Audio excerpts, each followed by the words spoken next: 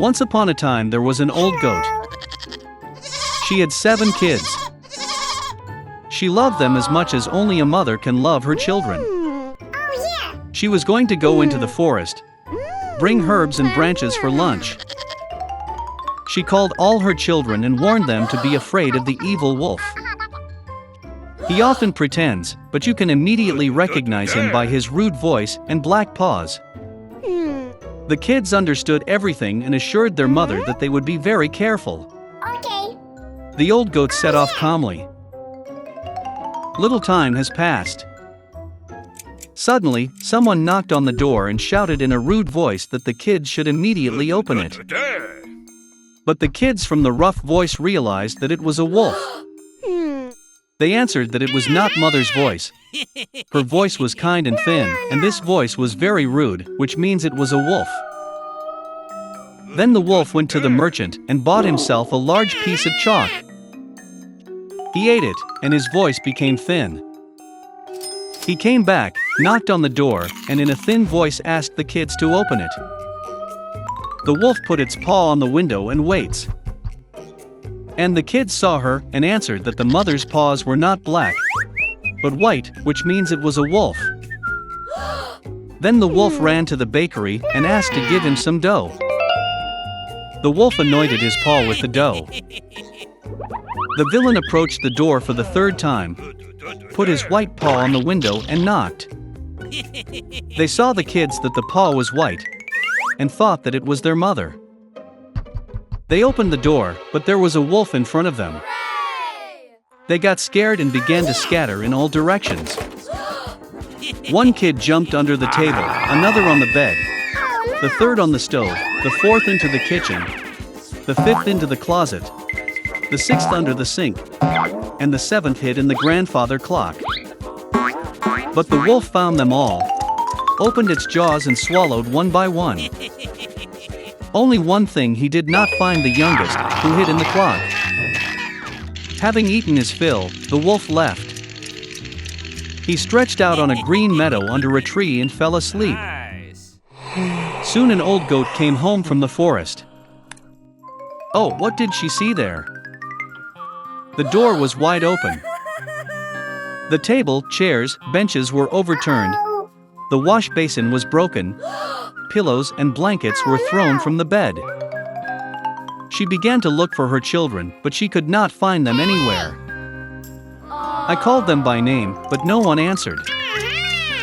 She went up to the clock, and in response there was a thin voice of the youngest kid.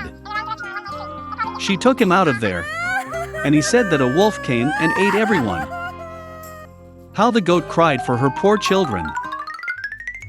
Finally, she left the house, and the youngest kid ran after her. She came to the meadow, so a wolf was lying by the tree and snoring, so that the branches were trembling. She looked at him from all sides and saw that in his swollen belly something was moving and floundering. She guessed that these were her children, and was very happy that they were still alive. She told the kid to run home as quickly as possible and bring scissors, a needle and thread. Then the goat cut the belly of the wolf with scissors, and from there one kid stuck out its head. And then the others jumped out, all 6, and nothing bad happened to them. What a joy it was! They began to hug their mother, jump and dance. Then the old goat said it would be nice to teach the wolf a lesson while he was still sleeping. They pulled stones and stuffed them into the wolf's belly. An old goat sewed up his belly, but he did not notice anything, never even moved. The wolf slept, got to his feet and felt such a thirst in his belly that he decided to drink water from the well. He barely approached the well, bent down to the water, and heavy stones pulled him to the bottom of the well. 7 kids saw this and began to dance for joy with their mother. That's how they taught the evil wolf a lesson. On a small farm, in dense thickets of burdock, the mother duck found a cozy place to build her nest. She waited for the chicks to hatch. One sunny morning, the eggshells crackled and tiny fluffy ducklings were born. There was only one egg left, the largest one that did not want to crack. The duck began to worry that something was wrong with him. She sat down on the egg again and decided to wait a little longer. The duck mom gave all the heat she could. She thought that this chick must be the most beautiful since she has been incubating him for so long. Soon a chick hatched from the last egg, but it did not look like the rest of the ducklings at all. It was much larger, and its feathers were gray. The duck mom was upset to see such an ugly son. But she hoped that someday he would become like his fellows. The rest of the ducklings laughed at him. They considered him disgusting and did not want to play with him. The next morning, the mother duck went with her children to the lake. To her surprise, the ugly duckling swam as well as others. The duck then brought her little ones to the poultry yard to introduce them to society. She told the ducklings about the rules of behavior with local inhabitants. The duck presented its brood to the noblest fat drake, but he attacked the ugly duckling, and she was forced to protect her failed chick. Fat Drake ordered to drive the freak out of the yard. Mother assured that he would grow up and become like other ducklings. Unable to withstand the bullying and humiliation, the ugly duckling left the poultry yard. In search of a safer place, he came across a beautiful lake, on which there was no one. And the duckling decided to stay here to live. Time has passed. Despite his loneliness, the ugly duckling was happy that no one offends him.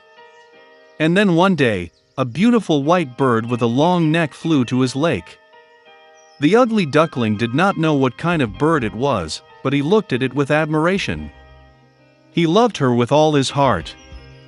How a duckling would like to be like this lovely white bird. Winter came and it started snowing.